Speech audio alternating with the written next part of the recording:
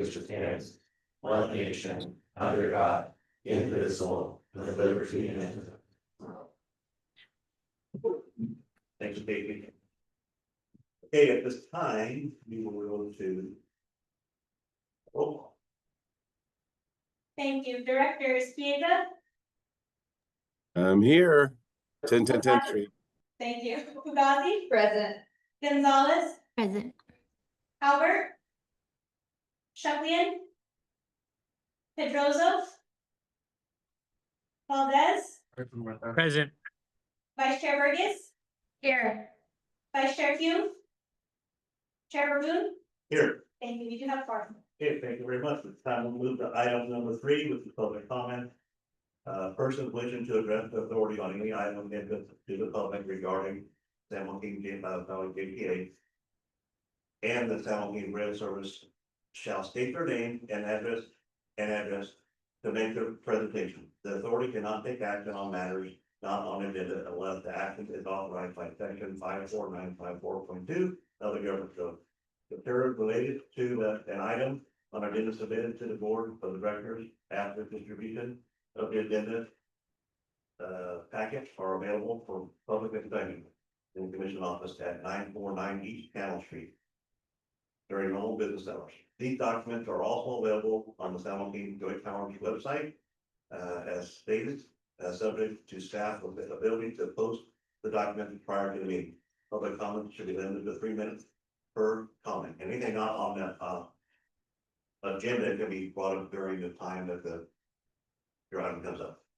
Do we have any written comments? We did receive one written comment regarding the cafe cars. I will be adding it to the official meeting minutes as an attachment. Okay, thank you. Any comments online?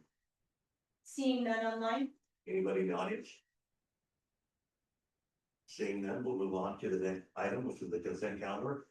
All items on the consent calendar can be enacted on one motion, or item can be pulled separately. Okay. I was not present for the 4.1, so I would have to recuse myself from voting on this. Okay, you'll be able to separate. That's I would like to announce that alternate Serrato has arrived to our Mendesta location. Very good. So we have a motion to, when you will pull item, so we have a motion to approve the. I'll move. I'll second it. We have a motion and a second. Madam Clerk, call the roll. Thank you. Director Spieza. Aye. Fugazi. Yes. Gonzalez. Yes. Alternate Serrato. Yes. Valdez. Yes. Vice Chair Burgess. Yes. Chair Boone. Yes. Thank you. Okay, the item passes. We'll go on now to item 4.1. We have a motion to approve 4.1. I'll move that we accept 4.1. The motion. Catch. We have a second. I'll second it. The motion and a second. Madam Clerk, call the roll. Thank you. Director Spieza. Aye. And then Fugazi. Abstain. Abstain. Gonzalez. Yes. Alternate Serrato. Yes. Valdez. Yes. Vice Chair Burgess. Yes. Chair Boone. Yes. Thank you. Okay, item passes. We're gonna go on now to item 5, rail safety. Rail safety month presentation. Karen. Morning, quick illustrators. All right, well, good morning, everyone. My name is Cameron Blair, Safety and Security Specialist. I'm excited to present to you guys our rail safety initiative for 2025. So, as part of our rail safety initiatives, we held an officer on the train event, right, on September 17th. Members of Fresno Police Department joined the locomotive ride from Fresno to Madera, from Madera to Fresno, and gained a firsthand insight on the challenges that the train operators face. The event provided officers with valuable knowledge to bring back to their departments and strengthening support of the road and enhancing rail safety. Together, our goal is to reduce occurrences and develop effective strategies and to address this growing concern.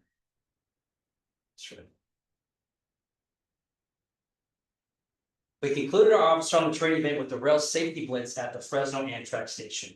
We invited local representatives and various law enforcement agencies to raise awareness about rail safety and strengthen relationships in addressing issues along the right of way. Additionally, the California Operation Lifesaver will be running safety ads throughout the month of September to highlight the Fresno area.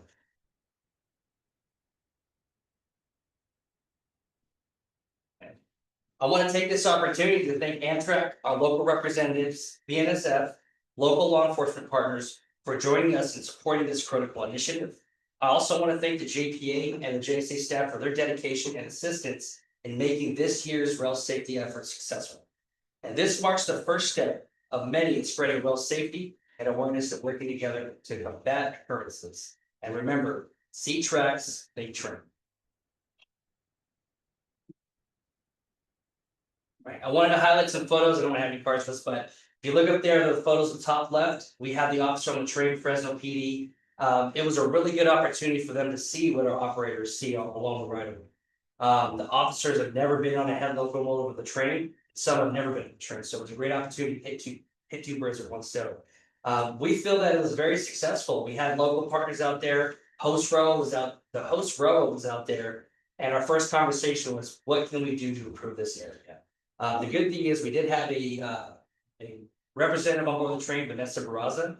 She gave me insights on the area of Madera and Merced on some highlighted areas that we can look at. I told her, hey, send me out there. I'll conduct a risk assessment. And me and my team will do what we can to mitigate the issue.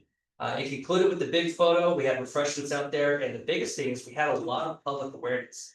A lot of people coming into the tents, a lot of people asking questions. And even some other entities. We met a Cal OSHA representative that was interested in collaborating with us. So that was a really good part of that. The ultimate goal too is just getting everyone together in one room to combat the areas that we're looking at, right?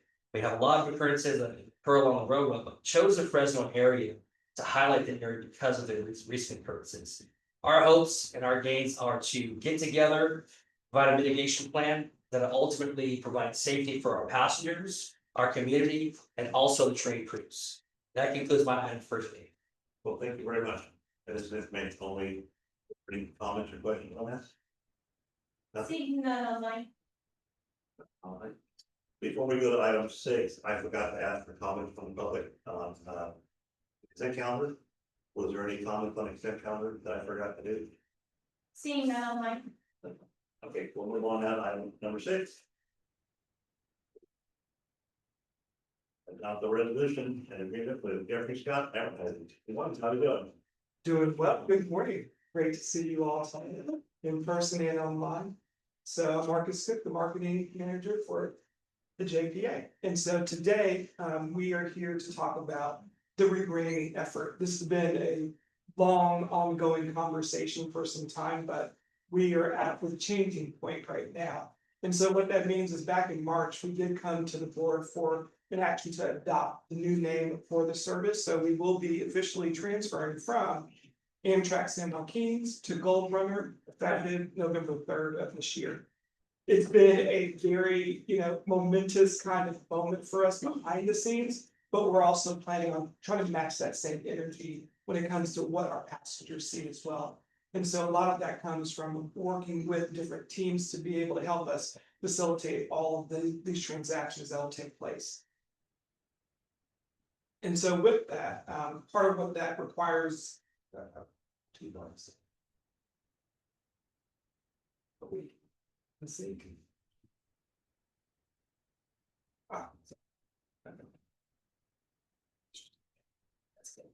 Little delay, we'll get there. Okay. So with that, we established a timeline for all the activities that we were responsible for achieving over the course of this specific year. And so you can see, we started by coming up with the design, working with the board to be able to get their feedback, to be able to come up with a final brand overall that really matched the communities that we served and spoke to, the fact that we're not just a service for the San Joaquin Valley, but really we are a service that serves all of California. And so, we began by, trying to get some of the items that we would need to be able to kind of test out the market a little bit. And then we've been doing a bunch of research for events and opportunities, a lot of planning, My colleague Adele is going to be, facilitating a big event later in November, so we look forward to having everyone at that event. And then, of course, when it comes to just different local community events, we'll have those going as well. Amtrak has been a really supportive partner all throughout this process, in the sense that, they leverage their resources to make sure that on the back end, everything will switch over when it comes to this November 3rd launch. And so passengers will right away see that we've made the transition. They also do want to remain, to make sure that they still have presence in that relationship. And I'll show you a little bit of an example of what that looks like. But when it comes to the rebranding side of things, it's not just, about, okay, we need to make some, signs, or we need to, change what the website looks like. We need to change every instance of the Amtrak San Joaquin's brand over to the Gold Road brand. Some of that stuff our team can handle in-house, but there's a lot of support that we also need to be able to make sure that we reach everyone in our communities, to let them know that we're still the same great service. We just have a different name now. Improved service. Improved service, yes, absolutely. We have upgraded this. And so, really it means some on the ground work for outreach. It means that, our station signs, everything, even at our bus stops, everything will be touched, as a result of this. And so then, for rebranding overall, we always think about the look and feel of things. We think about what you see on social media, what you're seeing, from marketing collateral, things like that. And so we've relied on an agency to be able to help us, just in our normal everyday responsibilities to the service. And so for rebranding, it's a little bit more heightened, a little bit more specific. And so we really do need to invest some more funds to be able to make sure that we can bring this across the finish line and, not lose anyone along the way. And so with that, we're really looking for additional support with some of the brand strategy, copywriting, design, and of course, even some of the web support as well.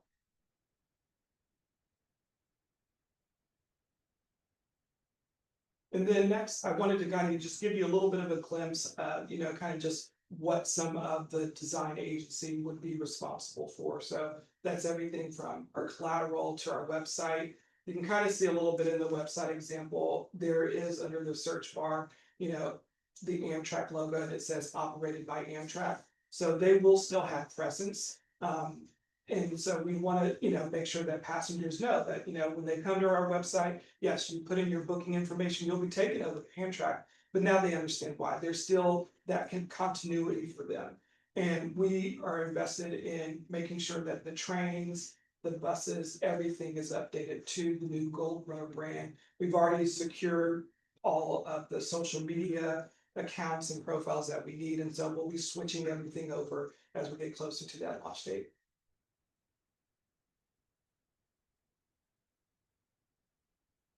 And then just to kind of dig a little bit deeper, we always like to, in the marketing world, talk about really being able to get, eyeballs on us. And so a lot of times to be able to do that, well, you're going to have to make an investment.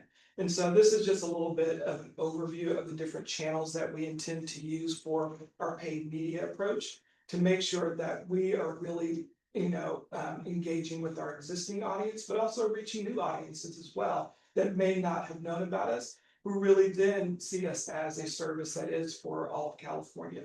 And then most importantly, also that we can reach some of the harder to reach communities, by focusing in on channels that they're going to find a little bit more accessible.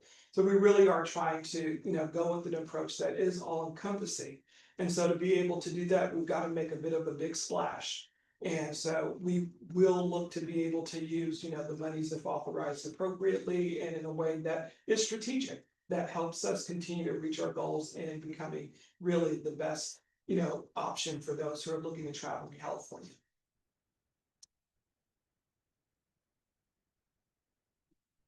And oh yes, one more thought, sorry. Also, when we presented the whole idea of the design for the service, we talked about, the reason to believe RTV is, something that we discussed in the realm of marketing. And really, it's the reason why our passengers choose us. And so that's what we need to exhibit in what we do. And so we want to make sure that we can commit to making sure that this service is one that's trusted, reliable, and that's essential for, public transit for those who want to move freely about the communities and, that we serve across California. And most importantly, that it remains at a price that they can afford. And so we've really made sure that, through this process, that's kind of been our guiding light throughout this whole entire endeavor. And so we're really excited to be able to kind of bring all these pieces together and, finally start seeing it visibly outside of just our own heads and kind of some of our conversations. Thank you, Marcus.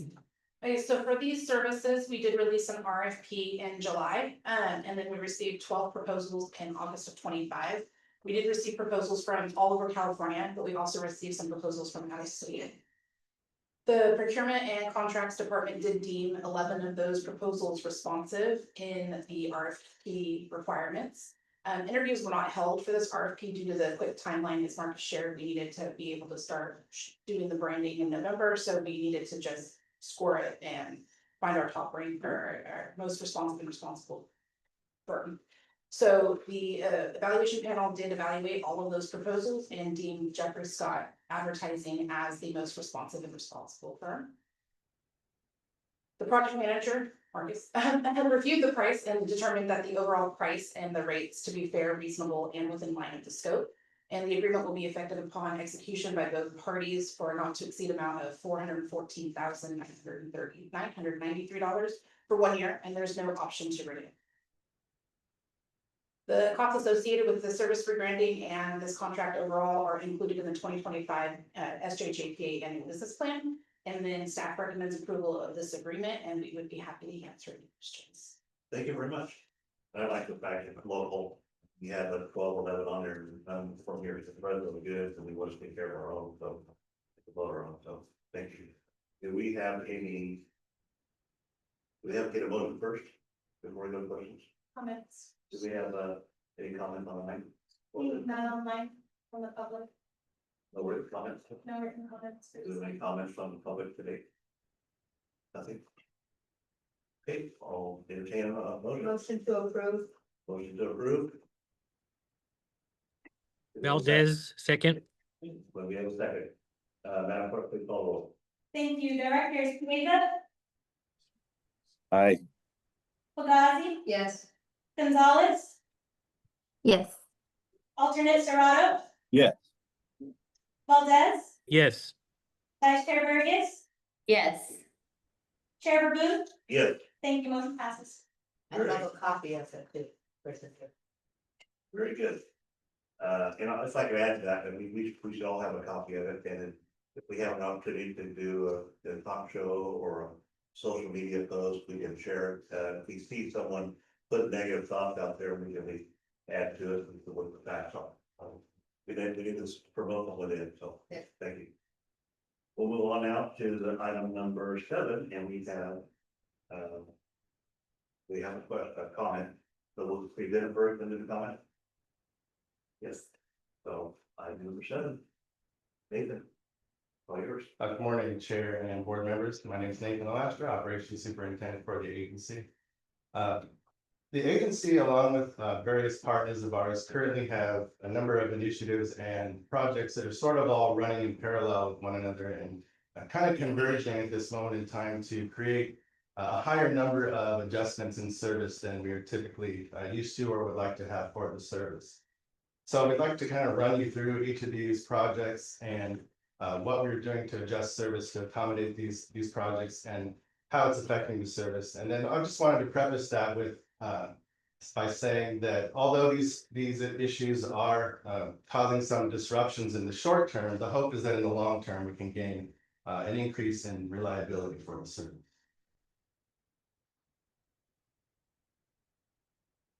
So the first project I wanted to walk you through is the BNSF tie replacement project. As you know, the San Joaquins operates on a large part of infrastructure that is owned and maintained by BNSF Railroad. And from time to time, BNSF has projects to upgrade the infrastructure along the right of way. And so currently, BNSF is conducting a project that would replace aging rail ties along a 52-mile stretch, sort of in the center between Fresno and Bakersfield. And there are a number of things to consider that affect both the service and the work that's going on in that stretch of territory. The first thing I want to talk about is the work window that those crews have to perform that work. We have many equipment out there performing that work on the tracks, and so obviously there cannot be any train traffic through those areas while those crews are working. And on the San Joaquins, our latest train that is traversing through that area on a nightly basis is train 718, and that is traveling there usually between 10 p.m. and midnight into Bakersfield. And so those crews are not able to get out into that work area until that train passes through. And then on the flip side, in the morning, our earliest train departing Bakersfield is traversing that area from about a little after 4 a.m. up until 6 a.m. So there's a very small window of opportunity for all of this work to be accomplished in such a large stretch of territory. And then the other thing to consider that is affecting our trains on a daily basis is that after that work has been completed each night, in the area where they recently replaced ties in certain areas, we have speed restrictions placed on those areas during the day that are affecting all of our trains. As the ballast is disturbed when they replace those ties, and a little bit of time has to pass before that material settles and those trains are allowed to operate at full speed. So that is impacting on-time performance for the service as a whole currently. And so that's something that we'll have to get through as this project comes to full fruition. So BNSF did start this project back on September 2nd. And originally they were slated to do this project or complete this project without any adjustments other than those speed restrictions for the service. But as they got a couple of weeks or just shy of a couple of weeks into this project, they realized they were quickly falling behind schedule due to delays with the trains and other issues impacting performance. That window that they have to get out there was shrinking even more. So they were really falling behind schedule. And so BNSF did come to Amtrak and the JPA and asked for some adjustments in service to allow them to be able to get back on track for this project and complete it on time. So to take you through the adjustments that we've made to accommodate this project is that we are currently operating a bus bridge for trains 711 and train 718 to expand the work window for those crews. That way they're able to get out there earlier and stay out there longer to complete that work. And that is happening from Sunday through Thursday, which are the nights that those crews are working. And then on Friday and Saturday, trains 711 and 718 are operating as normal. The other thing that we've adjusted, I mentioned those speed restrictions. Train 702 departing out of Sacramento in the morning is unable to get through those speed restrictions down towards the Bakersfield area in time to make its turn at 7:15 on a daily basis. And so we've adjusted the departure time for 7:15 back an hour to provide passengers with a realistic time that train will be departing out of Bakersfield. And so in the future, we have set up a meeting or look ahead with BNSF and Amtrak to discuss upcoming projects and the impacts that they might have on service so that we can implement these type of construction schedules ahead of time and to provide the public with a realistic operating schedule during those times.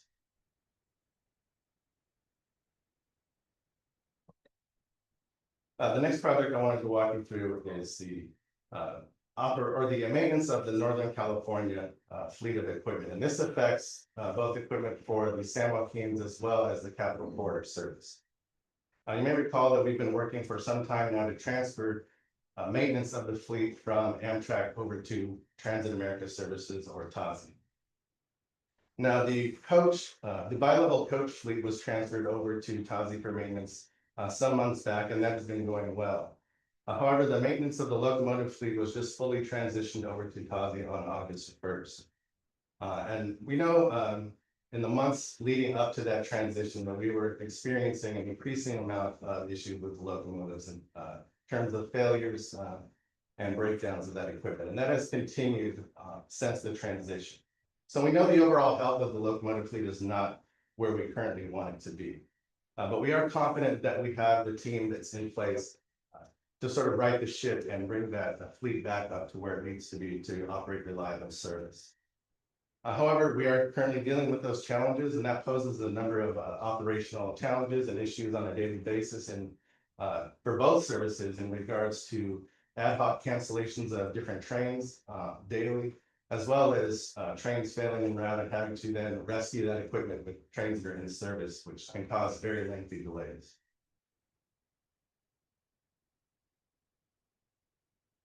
To give you a little more insider detail on what we're currently dealing with, to operate both services, we have a fleet of 25 locomotives. We currently have 15 of those in service, with 10 of those being bad ordered or out of service. And now to operate both services, we typically like to have 17 units in service. That gives us a couple of spare locomotives in case one fails, and we're able to put that into service and keep service running. So although we could run full service with 15 units, then we do not have any spares at this time to mitigate any cancellations due to failures. Now, out of those 10 locomotives that are out of service, 3 of those are what we call wreck repairs, or locomotives that are out of service due to collisions, and those have extensive damage and are longer term repairs. The funding that to cover those wreck repairs is controlled by the state. And typically that has been a long, arduous process to get those repairs completed. So one of the things that the agency is working on is to streamline that process, working with the state and to get that funding in a much more timely fashion in order to get those locomotives back in service.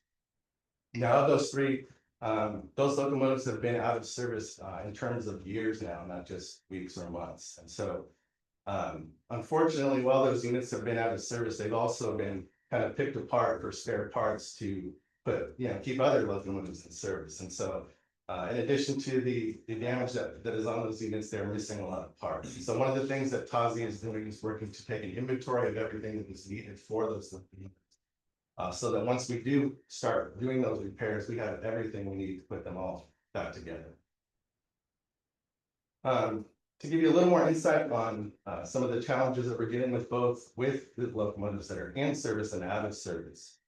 We have in service 7 of our older locomotives that we call F-59s or P-42s, and 8 of the newer locomotives, which are the Siemens Chargers. The horn works without. It's important, it's too close. Out of service, we have 6 of the older units and then 4 of the newer units. One of the challenges that we're facing with our older units, both the ones that are in and out of service, is that all of these are long overdue for complete overhaul. So we're facing a lot of challenges each and every day, keeping those units in service as well as getting them back up and running. And so another thing that Tazi is doing is also procuring all of those kits and parts that are needed to begin the process of completing all of those overhauls.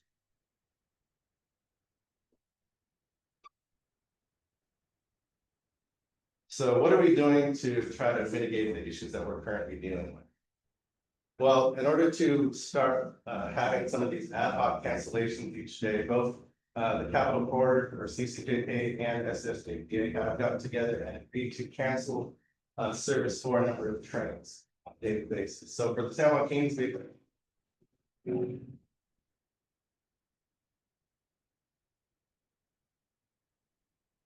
currently canceled service for 714 and 77. And the Capital Corridor has 4 trains canceled as well.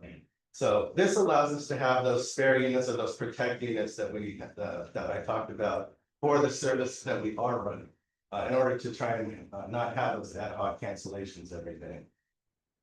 And then this also gives Tazi a little bit of breathing room to work on more of that equipment while it's out of service. And so we're expecting this to last. It started back on September 3rd, and expecting to have full service restored on October 3rd.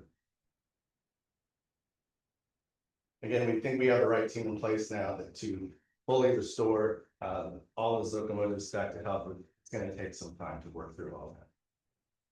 And then the last project that I wanted to bring to your attention is these Richmond Station has been slated to undergo some improvements for some time now. And one of those improvements is some accessibility upgrades. And so starting today, actually, the station will be closed for the next 3 days for these station stairs to be replaced. And so for the duration of that project, both San Joaquin's and Capital Corridor trains will be operating the bus bridge between Martinez and Richmond to allow passengers to access our services from that station. So again, while all of these adjustments are affecting us in the short term, and you can see them all here, we're expecting most of these to be cleared up at the early part of October. And then that Richmond project will be wrapped up by Monday. And again, we hope to get some long-term reliability back to the service once all of these. I can take any questions. Very good. Do we have any questions or comments? Oh, we have a comment, we have a speaker coming up. Seeing that online. Online, anybody in the audience? Okay, we'll go to the speaker, we have a request to speak from. John. If I may interrupt one, I think I had a couple more slides, just Oh, so I don't leave our marketing department out. Just so that the public is aware, our marketing department has worked to create this content that's on our socials now, so that people are aware of all these different service adjustments that are going on. And so Amtrak as well has adjusted their reservation system, so the passengers are unable to book anything that we currently have on the service. Very good. I know I have an app and I get the nothing too, so. That's pretty good. Okay, we have a speaker, Jonathan. The chairman for programs, I mentioned you there. Why don't you come on up? I, just so we can hear. Mine is for the next. Oh, Okay, one, not. Okay, yeah, that's what we want to disregard, okay. You ready, you're next. Okay, thank you very much. If there's no more questions, we'll move on now to item number 8, which is service update. David. Good morning, Chair and board members. So today we're going to walk you through an item related to last fiscal year and talk about the performance of the service. How do we do, sort of like looking back now that all the data is in. Towards the end of the presentation, we'll also talk about things that we're anticipating coming in this fiscal year that we have looking forward to. So if you sort of look at sort of service performance overall for FY 24-25, the service carried just over 900,000 passengers, which is essentially flat year over year from 23-24. And from a revenue perspective, we took in about $31.5 million in ticket revenue, which is just under 2% up from the year previous. So really, we're seeing a stabilization sort of in the performance of the San Joaquins from a year over year perspective. Though we are still plotting things to really keep the trajectory of the performance moving up, and we'll talk a little bit about some of those things later on in the presentation. We were really trying to look at the performance of the service of the San Joaquins. It's always important to note that the service is cyclical, right? So we have some stronger months and some weaker months. As you look at this graph here, what I just want to call out is the orange line sort of at the top of the graph. That is the FY 18-19 performance, so pre-pandemic performance of the service. Then the green line is the forecast that was included in your business plan for like before this year started. So you can see sort of a mixed performance over the course of the fiscal year. Some months we met forecast, some months we were under forecast. And we certainly departed from the forecast later in the fiscal year, sort of that last quarter, April to June. And part of that is due to the fact that we had actually planned for the 7th round trip to come into service. And so we had planned for a bump in ridership as well as revenue in those periods. So just as a note, but we are, still sort of inching our way closer to pre-pandemic levels, even though we're currently operating like far fewer buses than we were pre-pandemic, and we're still down one round trip.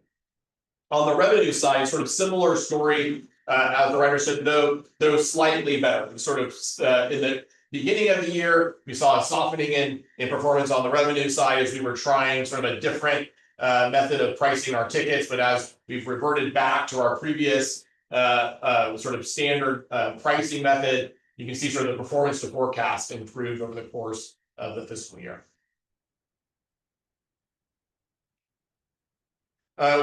It's always important not just to look at the overall numbers, but kind of also to dive deeper into where are we seeing that performance? Like, how are we understanding where our passengers are moving? You can see here we sort of broke the corridor up into regions, and so you can see real good performance out of the Bay Area region for us, as well as the northern San Joaquin Valley area. So sort of the area in and around Stockton, Sacramento, down into Stanislaus County. But a softening in performance in the central San Joaquin Valley area, as well as in the southern San Joaquin Valley area. And staff is digging into this performance, particularly in those southern parts, to understand, well, where are we losing riders and how can we regain some of that ridership, and sort of understanding, at least some of the ideas that we have in this area that we'll be digging into the data is we did have a commute market, sort of like in the Bakersfield to Fresno, Hanford to Fresno area. We're hearing sort of from ticket agents that perhaps like some of those commuters are being challenged by some of the challenges that Nathan just shared. So we want to find a way to reach out to those passengers, understand their needs and how we can sort of work with them more directly. And then also just some watching of the buses out of Bakersfield and how can we make sure that, sort of capacity matches demand. So we're really looking at both of those things to really see improved performance here. From a throughway perspective, right, it's always important when we talk about the San Joaquins that we really do talk about, well, how is the throughway system performing? Because over 55%, some years 60% of our passengers are taking a throughway bus at one end of their trip, and many of them actually two ends of their trip on the San Joaquin. So you can sort of see here, the overall throughway system is really flat in terms of ridership performance. And what we do see some highlights. So Route 7, which is the route that goes from Martinez up through the North Coast. There was a lot of focus on that route. Some local sort of outreach happened a couple of years ago and on into last fiscal year. And you can see some positive performance for that route. And then Route 99, which is the route that goes into San Francisco. We have been seeing really that route struggling over the course of the last several fiscal years. But as sort of San Francisco is sort of rebounding a little bit, we're seeing our service rebound a little bit and some positive there. Some things that we are concerned about and really digging into is really, especially the Route 1 performance. So that's our route to LA. That is the primary throughway bus route. It's a huge revenue generator for the service, and really understanding, what's happening with that particular route and where are areas where we can improve outreach, improve advertising, and make sure that we're maximizing those buses. And then also looking at Route 18, which is the Hanford sort of out to the Central Coast route, really sort of, looking into that. And then Route 6 is the route that goes from Stockton to San Jose, really looking at that route. But you're going to be hearing from Terry later in the agenda about a route that's sort of meant to improve performance to San Jose and really in a different way. So that'll be really exciting. On the on-time performance side, you can see here the goal that's set for the San Joaquins this last fiscal year was 83%. A very long corridor on the San Joaquins, a lot of opportunities for just challenges in route. So 83% sort of is where that is set. You can see over the course of the fiscal year, kind of a lumpy performance on-time performance, especially as you get sort of later into last fiscal year, where we really began to experience a lot of the challenges that Nathan was talking about with locomotive failures, very long delays. And what happens when you have such a long corridor like ours with a lot of single track territories, and when you have one train that gets out of its schedule, then everything sort of has a cascading effect. So the team is really focused on on-time performance, on improving that, not only with equipment reliability, but also with sort of other tactics with the railroads, as well as with ourselves to make sure that we improve this mark coming into this fiscal year. Yeah. So, can you explain to me why July and June are like polar opposites on that slide? So it shows that in back at it on here. So June, in 23-24, we were at 73%, but in 24-25, we were at 64%. But then in July, we were 62.5% in 23-24, but we were 80% in 24-25. So we actually went up from June to July. They're just it seems sort of random. Yeah. Yeah, I think it's we can dig some deeper and maybe bring back an item really focus on time performance, because there's a lot of dynamics that affect these individual performance marks. I think one of the things that we were doing before we were experiencing sort of these failures in route of a lot of the equipment was really focusing on some of our key trains like 715, which carries the most passengers through the corridor, and really working with BNSF to say, no, we really have to deliver that train on time. And so then we started to see like an improvement in performance year over year for the overall OTP, as well as for sort of like individual train OTP, the ones that we were really focusing on. But then we sort of see as the dynamics of the year progress, as weather impacts the on-time performance, as equipment begins to impact it, sort of we have this sort of lumpiness to sort of the performance here in the on-time performance. So it's difficult to sort of in this view explain that story, but we'd love to bring back maybe a more focused item. And I think, you know, the other piece that probably impacts this is if there are pedestrians when they're not supposed to be. Definitely. And I would kind of look for that correlation as Yeah. well. Yeah, I think one of the things that we look at as a staff is sort of the reasons for delay.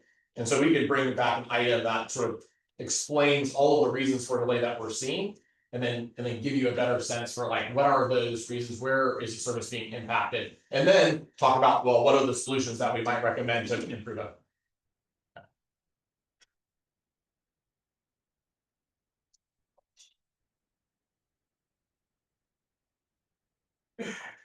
Good. Okay, all right. So you know, as we're looking at being in the community, one of the things that's been a key feature of the San Joaquin's effort to improve performance, particularly on the ridership side, is making sure that the service is a part of all of our communities.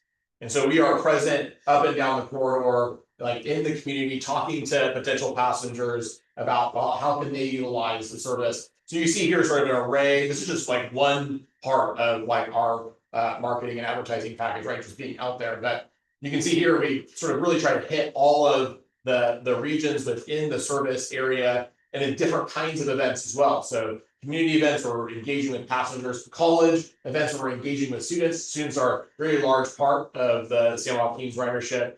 And then having those stakeholder events so that, you know, hey, our partners up and on the corridor understand like who we are and what the service needs.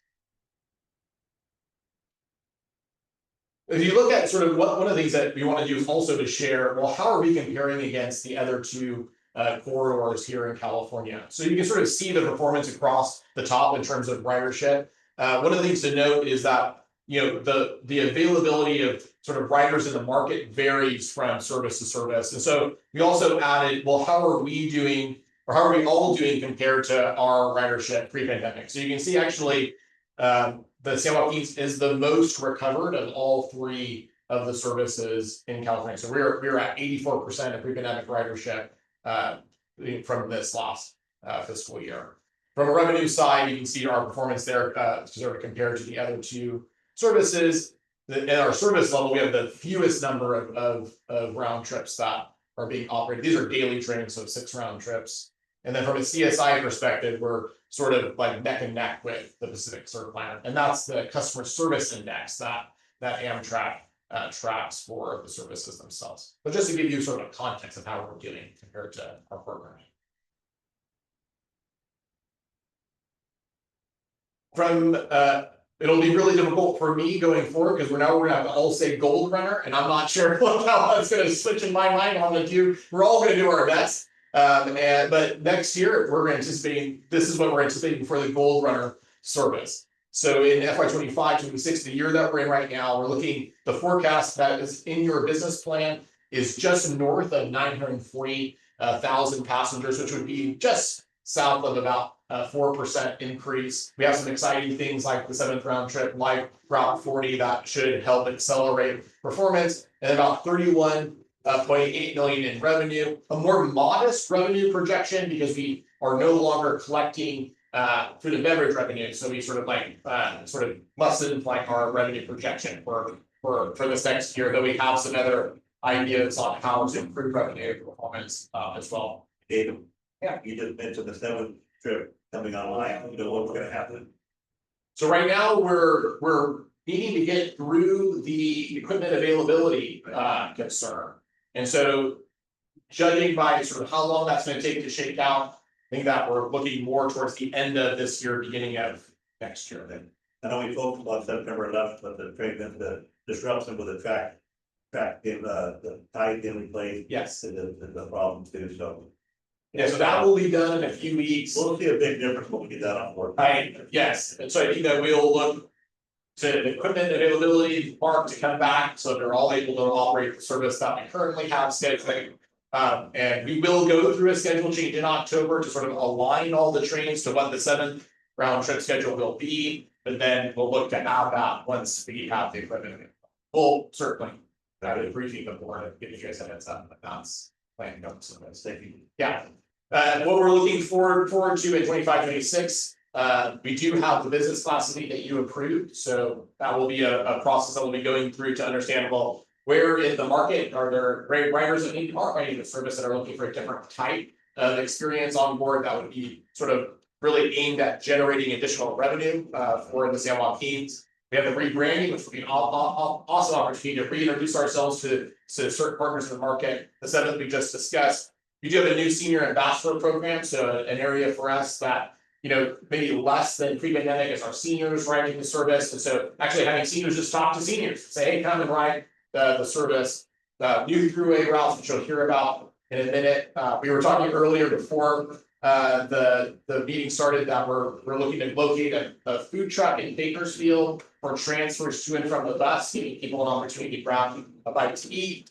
And then this optimized schedule, which will hopefully, right, it's designed to help on-time performance, right, making sure that it's optimized for the corridor, but then also getting us prepared for the 7th to go into service. With that, can take any more questions? Any questions from audience?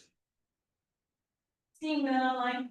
Not online, and we have a computer card. Jonathan, all yours. Take your name and address to the record. Come up to the microphone. Chair, thanks, John, on the board. My name is Jonathan Esposito. I am the Safety and Legislative Representative for Local 1732. I represent Amtrak train and engine service employees. My address is 2220 Eastern Avenue, Sacramento, California, 95864. My question with this service, it is a service and safety. With the look of the new trains, the push to get these trains out for the new service that they want to implement, that we want to implement. And with these possible fare increases, is there a path to reinstating some of the check bag service that was closed off, as well as the check firearm service that was closed off due to not having the cabbage car service available, because we were going to these new upgraded train sets? And with those cab cars and their locked luggage areas, will that be coming back, as well as possibly increasing the cafe service again? Thank you very much. Thank you. And I think we have your name and address, and someone will give feedback to you as soon as we have any. I appreciate that. Thank you. Okay, David, we'll move on now to item number 9. Hard stuff. Yeah. Okay, so we're gonna go through the passenger survey. So something that we do every other year for the service is to perform an onboard survey as well as a market related survey. And so I'll run you through sort of the results of these, but the full reports are included in your packet. So on the onboard survey, in the winter, we surveyed passengers on board the San Joaquins. They can do it on an iPad, or they can take one of these postcards and do it when they're off board, so maybe they didn't have enough time. From a demographic perspective, this is sort of how the service is looking like based off of those results. So about 43% male, 54% female, 4% indicating other. So really sort of a mixture of genders like on board the service, but leaning a little bit towards the female side, which is typical for the San Joaquins. On the age side, you can see over half of our passengers under 35, so a younger demographic on board the San Joaquins. I think that's really indicative of a lot of the college students that utilize the service to get to and from campus. On the annual household income side, 77% below $100,000 in annual household income. This sort of comes back to Marcus's point, as well as the previous speaker, of keeping the service affordable for the community, and that's something that we're committed to. As we look at sort of the racial demographics on board, I think one of the things that the San Juan Kings has always boasted when we've done these surveys is a very diverse ridership on board. And that actually, from a diversity perspective, actually overperforms the census. When we ask a separate question related to Hispanic, Latino, or Spanish origin, 46% of passengers indicate that they are Hispanic, Latino, or of Spanish origin. When we sort of look at well, how often are folks riding the service? You can see sort of the primary users are using it for a few trips per month, a few trips per year, so more infrequent, than maybe our sister service, the A service, which is more on a weekly basis. And then you can see sort of like how those have shifted from last time that we took this capture, actually increases in a few trips per month category.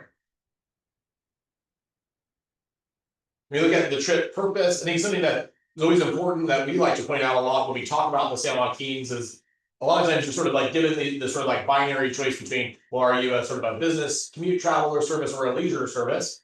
And sometimes sort of like people think leisure services are like, I don't know, people like taking their surfboard to go to the beach. But really what the San Juan Kings does primarily, as you see, over 57% is actually just connecting families across California. We're a really big state, and the San Juan Kings spans a lot of it. When you look at, well, how are people purchasing their tickets? Like primarily like through the mobile app or online, though we do have sort of like higher rates in station as well as over the phone than maybe some of the other services in the Amtrak network. Question. Yeah. You're in a hurry, you don't have a ticket to get on a train, can you purchase a ticket on the train? You can purchase a ticket from a conductor who carries some cash. But a lot of times they try to find like other ways to sort of like get them ticketed, but yeah. I just would like to say one thing. Yes, we do accept, but it has to be cash. We are not allowed to take credit cards anymore from a credit or debit card. So it does have to be actual cash when we do that. But if they have their app on the phone, they can purchase a ticket on the phone. There. Yeah. So maybe a question, well, why would you choose the San Juan Kings over other options? So why are people riding the service? It's more relaxing, maybe it's lower cost than what another way that they might do this trip. Just kind of like it's convenient. So those are really the things that we promote, like in our marketing, like sort of like just this is why people ride the service. This is why we should tell other people to do the same. When you look at, well, what would they have done if they couldn't take a San Juan Kings trip? Just under 50% would just drive. But then, I think it's important to note that about 18% of our passengers indicate, well, they just wouldn't be able to take the trip. I think that we know that we are an essential travel option. We saw that during the pandemic, and a lot of our riders came back to ride very quickly. So how satisfied are you with the service? The courtesy of the staff receives the highest mark. So we're really proud of that, right? Working with our Amtrak partners and the staff that are on board. The safety of their train ride is a very top mark as well as sort of just the ease of boarding process. We have a lot of pretty simple stations, and I think people appreciate that. Things that we need to look to improve is food service. So we'll bring an item at your next meeting to discuss sort of the progress we've made on the food service side. And then maybe Wi-Fi and on-time performance would be the next two things that we need to really focus on. And we talked a lot about on-time performance today. So my question would be, yeah, food service, we provide a box of food, right? On the train? We have a snack station. So rather than doing the box, we moved to having like a variety of snacks and drinks available complimentary to the passenger. I mean, I don't know why we have yellow, because it's free food. Yeah. But we're still pushing hard, Yeah. No beer. Yeah. So yeah, exactly. I can get a problem right there. Yeah. What would motivate you to ride more often? Really actually cheaper tickets is always what's the top for the San Juan Kings, and faster trips. So I think these are things, maybe the perception of fast might also be related to on-time performance. And we did ask actually about the snack station. You can see that, over 68% sort of like feel that the snack station offers about the same value or better than what we were previously offering. 18% were just like, I'm not sure. But sort of, I think that it meets the needs of most of the passengers on board. They would prefer the service to be cheaper. But we're not stopping with the snack station. We are still pursuing other avenues of delivering food service. They're taking some time in development, but you'll hear about that at the next meeting. And then the overall satisfaction mark this year was 87%, which is 5% up from the previous capture. So we're improving in this metric. And then the market survey portion actually a bit shorter than the onboard portion. I just want to give you a sense for sort of some of the insights. We break the whole state of California with all of the Rio-West corridors, everything up into different geographies. And really this is done to make sure that we get like an appropriate sample of the riders to the market. And so we sent out a digital survey to ask various questions. This information's in the packet, but it's really like how many respondents we got from what area of the map. Trying to get like a representative sample. So asking folks, have they heard of these train services? The Amtrak San Joaquin's and Amtrak Pacific Surfliner both had the top mark, that 56% of all of the other services that we offered them that they had heard of.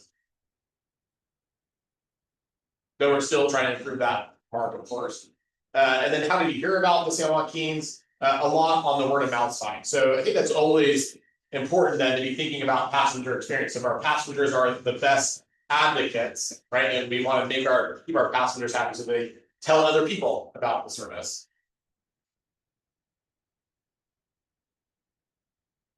And then from a next steps perspective, we are currently this year that we're in now, 25, 26 is our off year for capture. So we'll be looking and digging into all of this data, aligning our marketing activities as well as our other activities as an agency. And then, coming fiscal year 26, 27, we will be back out testing the market as well as the breakers again. And that's the end. Okay, thank you very much. Yeah. Any questions online? Being none online. I definitely want to have this. I think we'll go on out to item number 10, and we have a theory. Morning. Hi, good morning. So Carrie Hayes, Connecting Services Manager. I'm going to give you an update on Route 40, which is a new throughway route that's going to be starting in December. So Route 40 is going to be a connection between the Central Valley and the Bay Area. It's going to be via San Jose and Merced with stops in Los Banos and Gilroy. Our targeted launch date is going to be December 15th. It's going to be 2 round trips, and it will be paired with the 7th round trip schedule when that starts. So a little background, Route 40 was approved by the board in 2019. It was also approved in early 20 to have bus only ticketing. And it's meant to be a connection between the Merced station and the Diridon station in San Jose. But when COVID happened, it was put on hold. So we're bringing it back. And Route 40 is going to be a faster connection for our Southern California riders coming up from south of Merced. So currently, if you want to go to the Bay Area from south, you have to go to Stockton. In Stockton, you get on Route 6, which would take you to the Bay Area via Tracy, Livermore, Pleasanton, Fremont. So if we cut that and we have them take the bus from Merced to San Jose, which is a direct connection, it saves about an hour and a half for those passengers.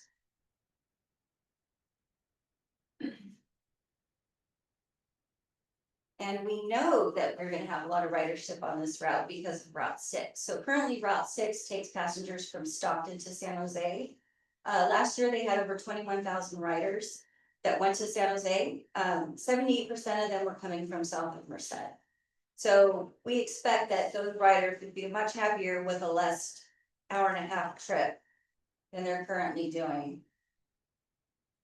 So Route 40 is gonna be important just because of the connectivity between Merced and San Jose. There's not a lot of transportation options on that corridor. It's gonna save our San Joaquin passengers an hour and a half, which is a big deal.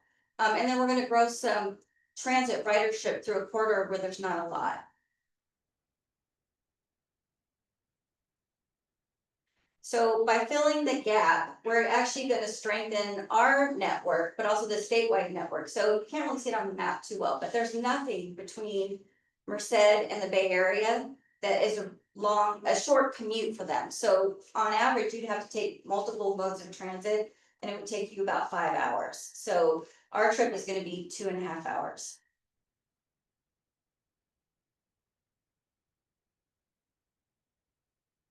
And we're also planning ahead, so we're looking and we're working with other local agencies and seeing what we can do to improve our connections and grow more transit growth in that area. So it's not just gonna be the 2 round trips, eventually we hope to grow it. We have a projected Route 40 fare schedule already, so it'll go from $5 to $17. It's a draft at this time. But we do have the bus only ticketing available on this, so we expect to have a lot of local journeys with passengers on this, so we're hoping to get ridership within just the Los Banos, Gilroy, Merced corridor.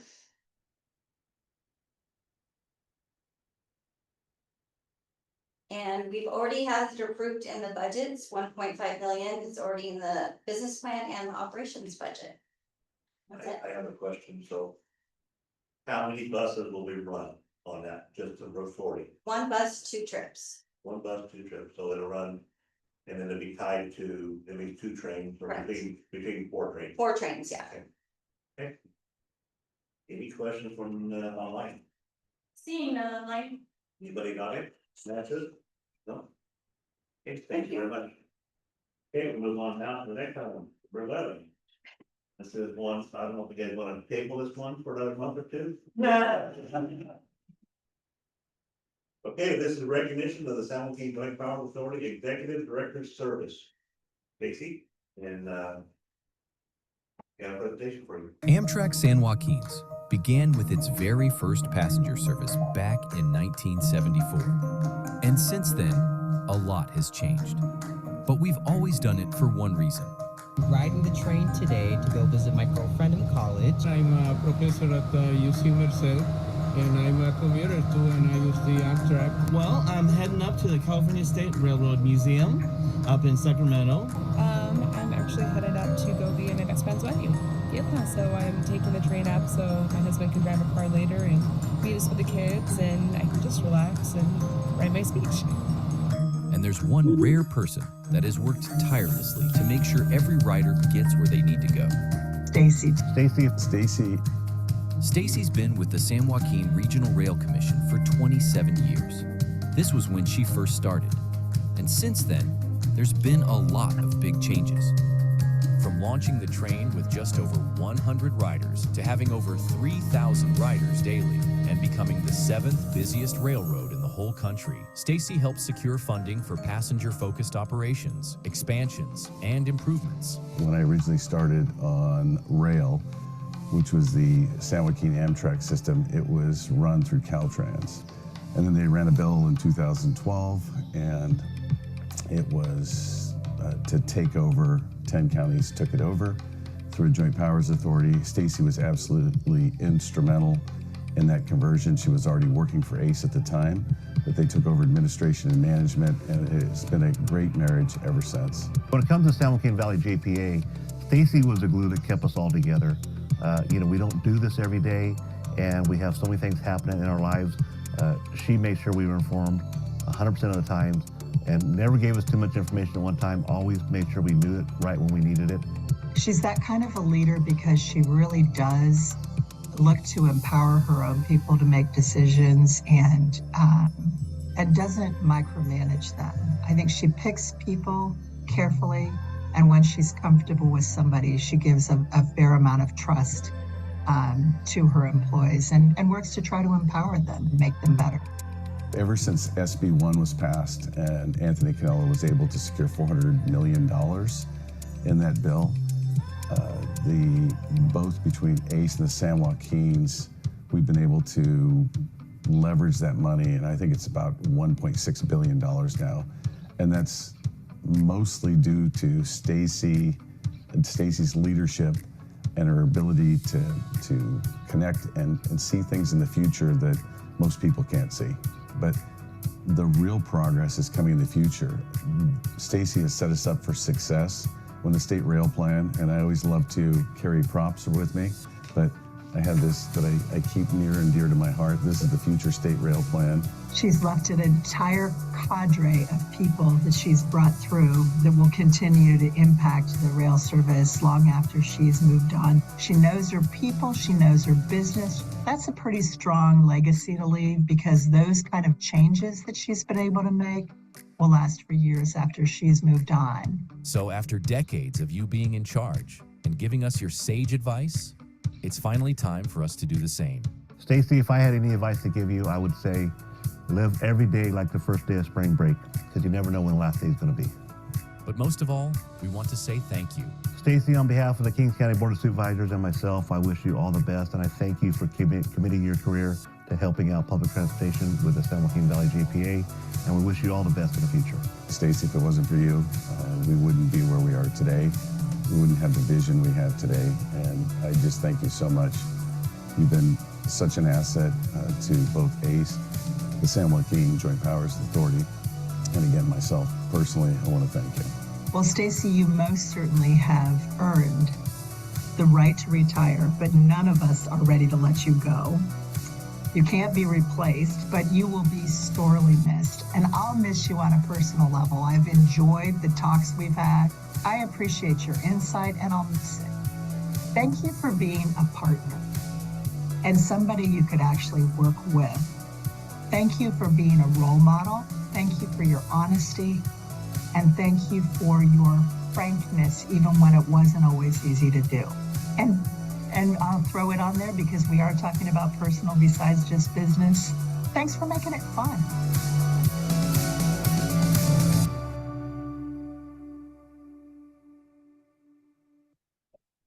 Wow.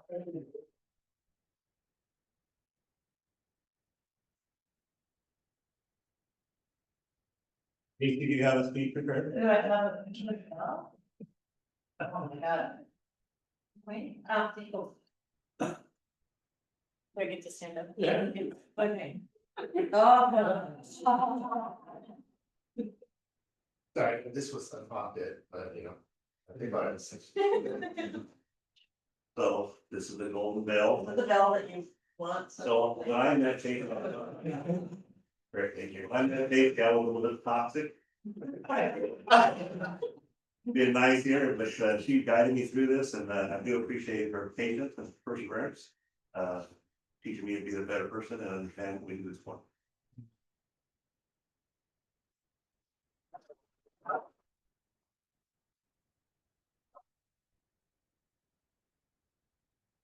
Well, I would just say, Supervisors Verboon and Chiesa were on the founding board.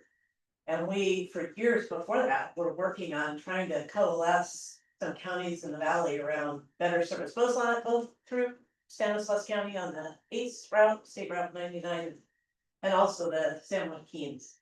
It took a lot of work because the 10 counties, very different interests a lot of the times, but you have made it fun and hung together. Sometimes we get hard issues in particular areas and the board members rally around the other board members when they do that. I think that's great political leadership.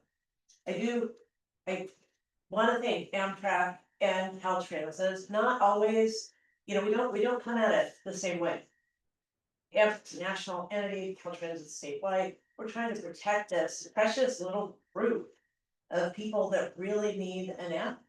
And so, yeah, sometimes we had to do battle, but we always get there. And I think we always will. The service will always be expanded.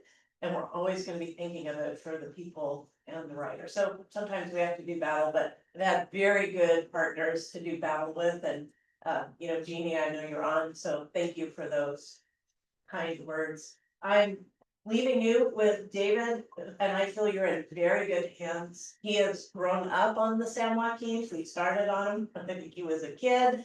And then expanded in many other areas, and I've leaned on him a lot. And then you've got the old guard of people who came out of the county in early days, Brian and Mila. Yeah, we got kicked out of the county for a long time. Not anything bad we did, but you know, it put us in a better place. We had some good mentorship in Bob Carl and Henry Brada. They put us on a path. And then, as Jeannie said about me, they just said, go do hard work, never forget who you're doing it for. And now we have all of this, so it's been a real pleasure. So we have a good foundation, but we have you to thank for it. Thank you.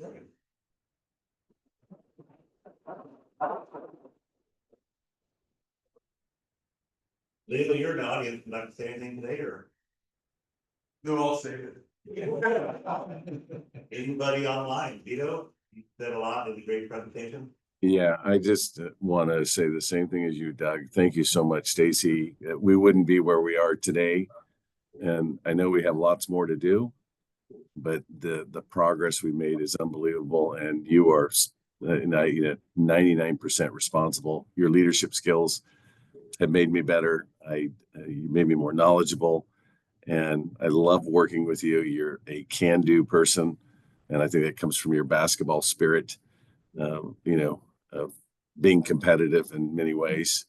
And I just wish you the best in your semi-retirement, whatever that looks like in the future.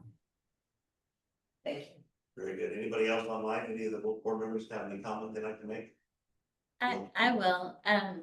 Stacy, thank you so much for everything. I feel like a total newbie still. It's only been a couple of years. And I feel like you're the reason why I've been able to learn so much. You've been such a great communicator, such a great advocate for rail.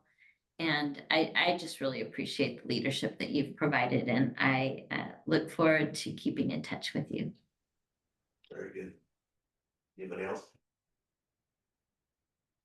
Wow. Hey, we wish you all the best. Are you leaving now? You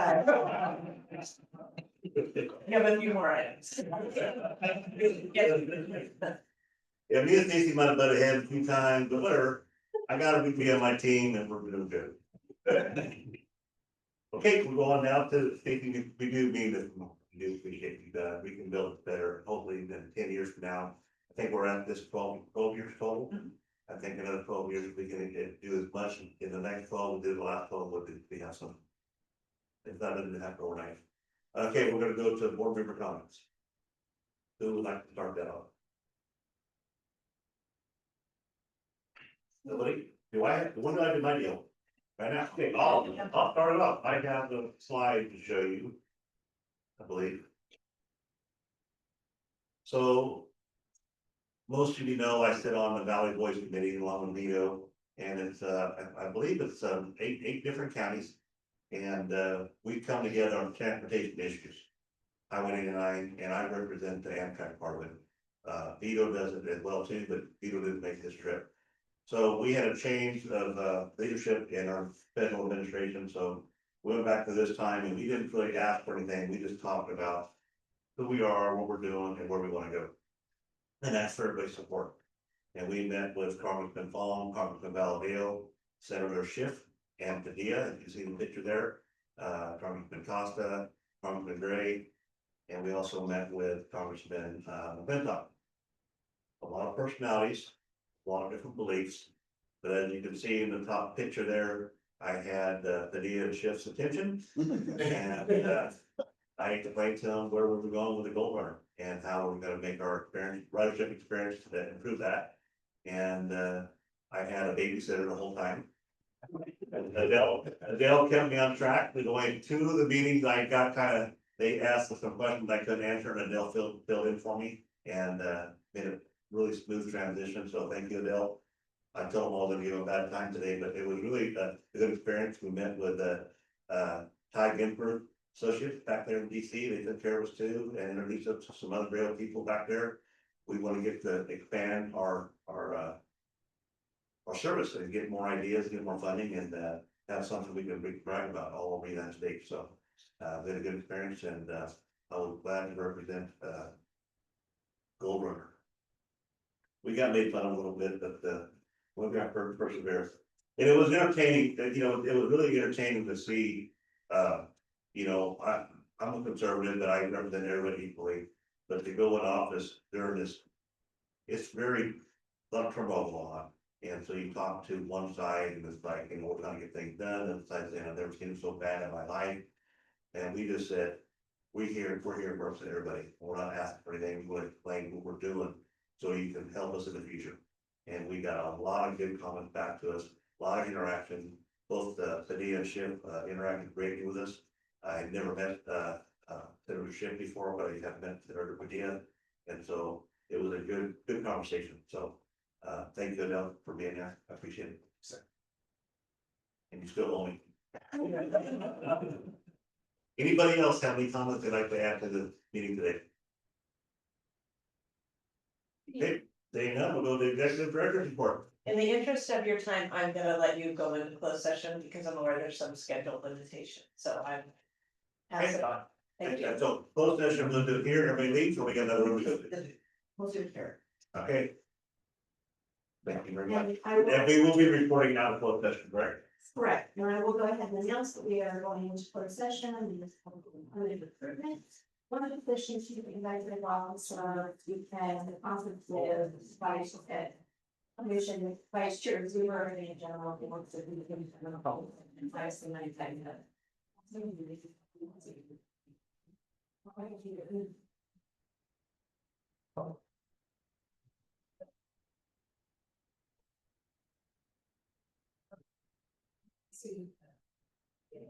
Yes, oh, super.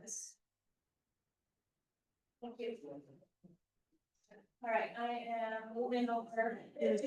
Sure, there's a red. So you're able just to keep the board room on one, correct? Yes, I've got a bunch of different screens, moving everyone over. We're, you know, so do you want him here so he can speak into the microphone? How do we want to? Yes, Stacy. And we can also have them sitting over here. Where would you like to go? I go on hold. Let's have you sit up here. Make it a little easier. It's okay, Mike is, Come on, Leo, hold here. You got it. and let me just make sure everyone is on there. All right, we've got keys and we've got, Fergus. One second, where did Fergus go?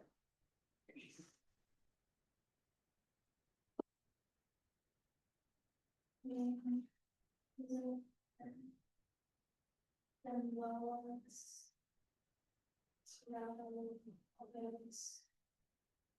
This. On, we do have. Okay. Do you want me to just see it up? Yeah, it's all yours. Sure, okay. As you all know, obviously, after our wonderful presentation, Stacy Morrison is retiring as the executive director of the San Joaquin Regional Rail Commission. She also serves as your executive director under agreement between the commission and the authority. And so Leo Zuber, who is vice chair of the commission and on the ad hoc committee for recruitment,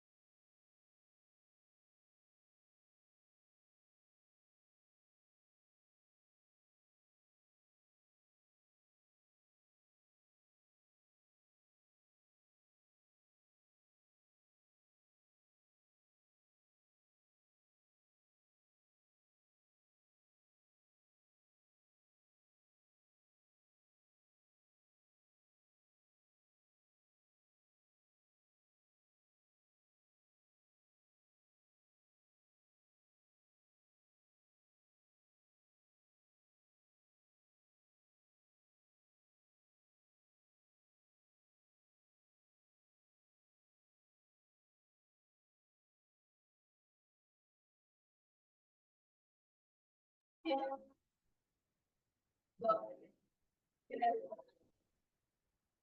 think we're about 9 trains so far. You know, it's really quite long periods of time, and the other days it is just. And it's even looks like it's if the garden shirt, then they're out here blowing around with stuff, and it's, but yeah, for some reason today. We're fine. Hey Janice, are you sending an invite to go back to Oakland? Wait, what?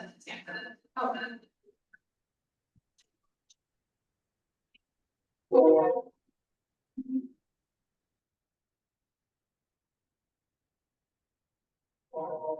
Took a train home when I was in high school, put it on an airplane, and I think my hearing's bad from that. We go to football games and. So. Interesting, I said another meeting, I keep waiting for a train whistle. Yeah, you're like, hey, what's going on here? Okay, so we're. Right. Go ahead, report out. All right, Chairman, I will go ahead and report out. We had one item on proposed session, and that was public employment improvement for the position of Chief Executive Officer of the San Juan Community Regional Rail Commission. The information was provided to the authority members, and there was discussion, and at this time, there is no other reportable action. Okay, and I'd like to thank Leo Zuber for taking time out of the day, to come in and give us up to date. Thank you, Leo. Yeah, this meeting is adjourned, and we'll have our next meeting November. I rang the bell for your adjournment.